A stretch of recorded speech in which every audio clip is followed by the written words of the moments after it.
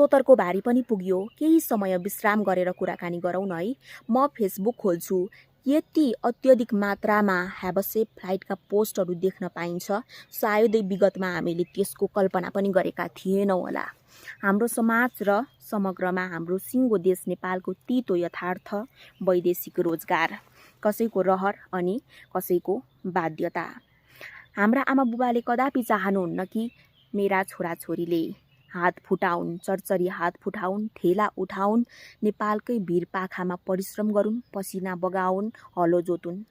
सबैका आमा बुबाले यो चाहनुहुन्छ कि मेरा छोराछोरीले ऐस आरामको जिन्दगी व्यतीत गर्न पाउन्, वैदेशिक रोजगारमा जाउन्, अमेरिका जाउन्, अस्ट्रेलिया जाउन्, जापान जाउन्, कोरिया जाउन्, उतै अध्ययन गरून्, उतै पैसा कमाउन्।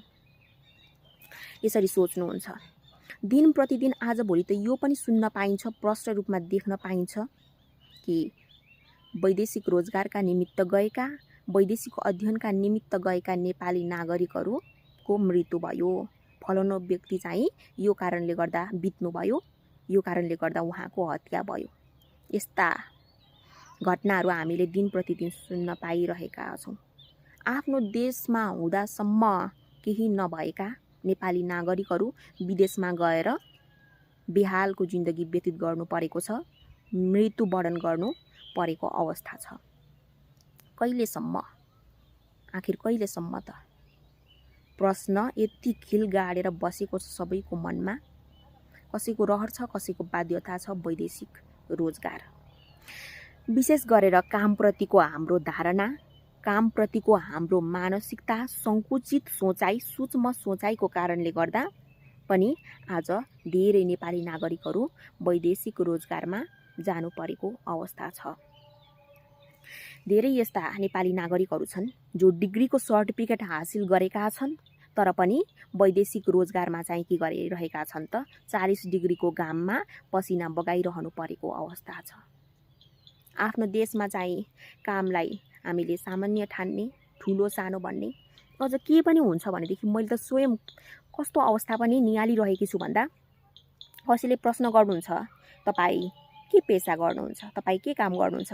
म गाडी चालक हो, उहाँले उत्तर दिनुहुन्छ। म गाडी चालक हो, म मैले कृषि पेसा अपनाएको छु, म चाहिँ कृषक हो, म चाहिँ पशुपालन गर्ने व्यक्ति हो भनेर भन्दा नाक खुम्च्याउनेहरू धेरै हुनुहुन्छ। अनि कसैलाई चाहिँ प्रश्न गर्दा तपाईँ के गर्नुहुन्छ, के काम गर्नुहुन्छ, के पेसा अपनाउनु भएको छ भन्दा म डाक्टर हो, म नर्स हो, म इन्जिनियर हो, म पाइलट हो भन्दा आहा कस्तो ठुलो पेसामा तपाईँ चाहिँ संलग्न हुनुहुँदो रहेछ, कस्तो ठुलो व्यक्तिसँग मेरो भेट भयो। यही छ हाम्रो मानसिकता, हाम्रो धारणा, हाम्रो सिद्धान्त। कामप्रतिको हाम्रो मानसिकता जबसम्म हामीले रूपान्तरण गर्न सक्दैनौँ, परिवर्तन गर्न सक्दैनौँ, तबसम्म हामी आफ्नो स्वयं र समाज अनि राष्ट्रको विकास कदापि गर्न सक्दैनौँ। आमा बुबाले आफ्ना छोराछोरीलाई विदेश त पठाउनु भयो, अमेरिका पठाउनु भयो, अस्ट्रेलिया पठाउनु भयो। घरमा बुढाबुढी आमा बुबा एक्लै हुनुहुन्छ, एक अर्काका निमित्त सहारा हुनुहुन्छ, दुःख पोख्नका लागि, सुख पोख्नका लागि। छोराछोरी सबै विदेश, छोरा बुहारी, छोरी ज्वाई अमेरिका, अस्ट्रेलिया। कल गर्नुहुन्छ आफ्ना छोरी ज्वाइलाई, छोरा बुहारीलाई भन्नुहुन्छ, ए छोरा बुहारी, छोरी ज्वाई, मलाई तिमीहरूको अनुहार धेरै हेर्न मन छ, नाति नातिनीको अनुहार हेर्न मन छ, लिएर आऊ न। अब त बुढाबुढी भइसक्यो, मर्ने अवस्थामा पुगिरहेका छौँ, अब त आऊ। अनि छोरी ज्वाइले भन्नुहुन्छ, छोरा बुहारीले भन्नुहुन्छ, ए आमा बुबा, हाम्रो त फुर्सद नै मिलेन, नानीको छुट्टी नै भएन, हाम्रो छुट्टी नै भएन। कति विडम्बना छ है।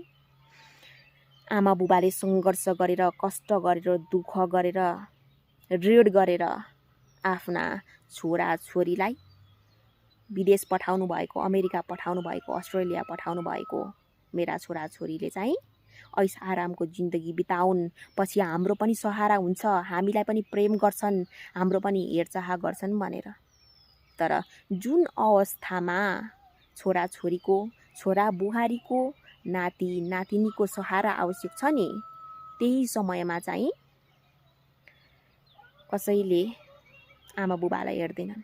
कसैले पनि अझ कस्तो भयावह अवस्था छ भनेदेखि यता आफ्नो देश नेपालमा आमा बुबा जिन्दगी जिउन समेत कठिन परिरहेको छ। कसै आमा बुबाको मृत्यु हुन्छ, तर विदेशमा भएका छोराछोरी, छोरी ज्वाइँ, छोरा बुहारी आउन पाउँदैनन्। ए तपाईको आमा बित्नुभयो, तपाईको बुबा बित्नुभयो भनेर फोन गर्दा हाम्रो त छुट्टी नै मिलेन, पछि आएर हामी चाहिँ क्रिया बार्छौँ। यस्तोसम्म भनेको सुनेकी छु मैले स्वयं पनि। कहिलेसम्म होला यस्तो प्रवृत्ति, कहिलेसम्म? अझ बढ्दो अवस्थामा छ। यसलाई नियन्त्रण गर्नका निमित्त सम्पूर्ण नेपालीलाई चाहिँ देशमा नै रोजगारी प्रदान गर्ने अवस्था कहिले आइपर्ला? सम्पूर्ण नेपाली चाहिँ आफ्नै ठाउँमा रहेर काम गर्ने अवस्था कहिले आउँछ त? कहिले आउँछ? कसले सृजना गर्ने हो त भन्दा तपाईँ हामी सबैले सृजना गर्ने हो।